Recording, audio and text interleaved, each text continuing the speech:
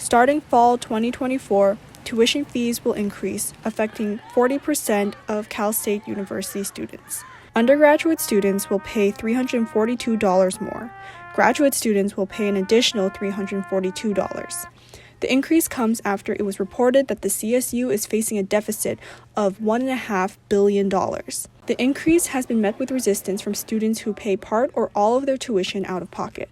Personally, I'm not a fan. I do think that it's making it harder for students like me that have to pay out of pocket because, I have to work harder. It's taken away from school because that's savings that I have to put up to pay for that increase.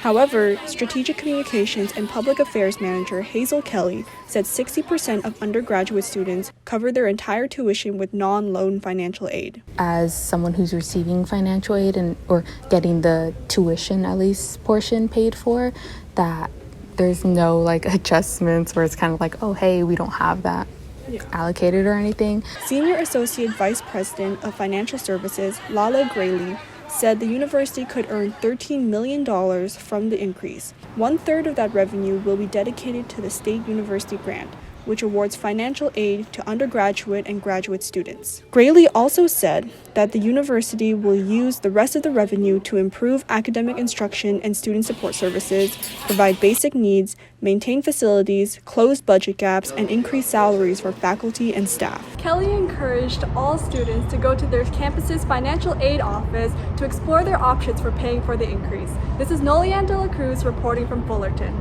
95% of members of the California Faculty Association voted that they would go on strike if necessary for better working conditions and higher pay. The union represents 29,000 California State University professors, lecturers, counselors, and coaches. The current 3-year agreement between faculty and the CSU did not agree on faculty salaries for this year. Now, the union's demands include raising salaries by 12%, setting course caps to improve workloads, and extending paid parental leave from 1 month to 1 semester. You may or may not know, we have faculty that are food unstable, that are housing unstable. We have some faculty members that come to campus to use the internet because they can't afford it at their house. We know that Orange County is a very, very expensive market.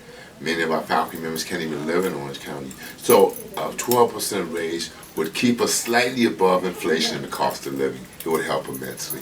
The CSU's counteroffer was a 5% general salary increase for this fiscal year. The CSU and the union are currently in a fact-finding process to try to reach an agreement. The union states that the vote does not mean that they will strike, but it shows solidarity among union members.